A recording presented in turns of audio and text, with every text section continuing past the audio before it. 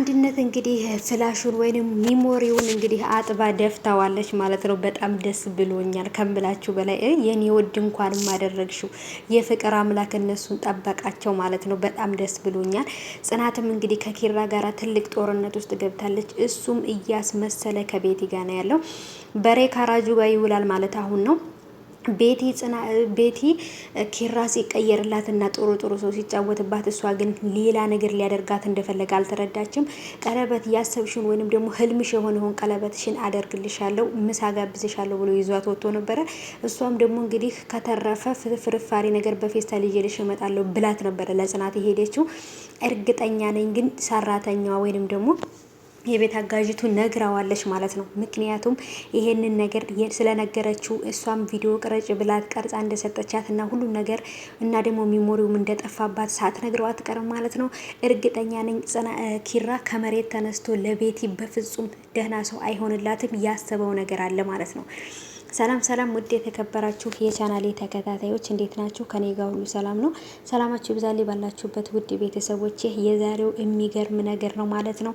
እንግዲህ ጓደኞቿ ተሰባስበዋል። የጽናት ጓደኞች ማለት ነው። 3 ጓደኞች አሏት። በጣም ምርጥና ጥሩ ነገር ማሰብ የሚችሉ ቀና ልብ ያላቸው ጥሩ ጓደኞች አሏት። እንደምታውቁት እንግዲህ ከምሩ ጀምሮ ማለት ነው። እና በጣም ብዙ ነገሮችን እያገዟት ነው። ብዙ ነገሮችንም ደግሞ ከሷ ጋር ሆነው እንደሚያስተካክሉና የጽናትና የኪሩን ፍቅር እንደሚመልሱት ተስፋ አደርጋለሁ። በአሁኑ ሰዓት ሁሉም ተፍ እያለ ነው። ምክንያቱም ኪራና ጽናት በጭራሽ መለያየት የለባቸውም። በተለይ ብቻ ሰይጣን በሆነች ቤቲ በጭራሽ መለያየት እንደሌለባቸው ያውቃሉ።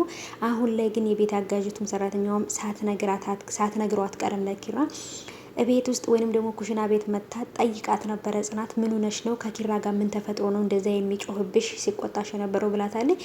ምንም አልተፈጠረም፣ ወይንም የሆነ እቃ ሰርቃ ወይንም የሆነ ነገር ተብሎ ብቻ አለፉት ማለት ነው። እና ይህን ነገር ግን በጭራሽ ጽናት መስማት የለባትም ብሎ ነግሯታል ማለት ነው፣ ለቤት አጋዥቱ ማለት ነው።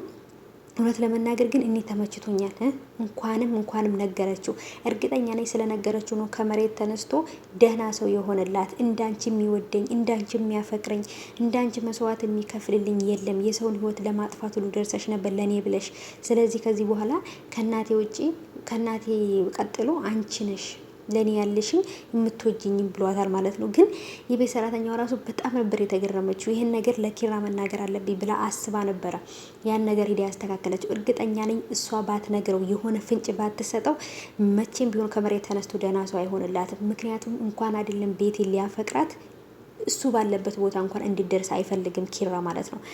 እና እንግዲህ በጣም እሷም ጮቤ ረግጣለች። በጣም ደስ ብሏታል። የኔ ኪራ ተመለሰልኝ፣ ያ የሚወደኝ የሚያፈቅረኝ ኪራ ተመለሰ ብላ በጣም ደስ ብሏታል። ጽናትና ጓደኛዋም እንግዲህ ሻንጣቸውን ወይም ልብሷን ፈትሸውት ነበረ የሆነ ነገር እናገኛለን ብለው፣ ግን ምንም ነገር አላገኙም። መልሰው እቃውን አስቀምጠው ወጥተዋል ማለት ነው።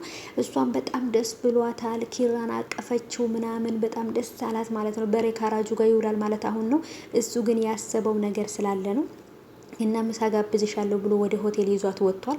እርግጠኛ ነኝ ወይ አግቷት ወይ የሆነ ነገር ሊያደርጋት ነው እንጂ በፍጹም እሷ ምግብ ሳይሆን መርዝ ነው የሚያበላት እሱ በአሁኑ ሰዓት ማለት ነው።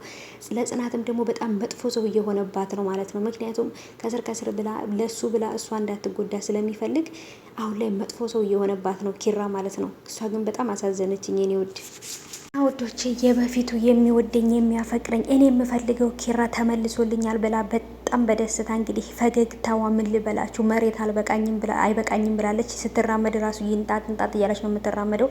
ምክንያቱም የእውነት ወዷት አፍቅሯት መስሏታል እንደዚህ እያደረገ ያለው። እሱም ልክ እንደሷው እያስመሰለ ነው። በጣም የሚገርም ነገር ነው።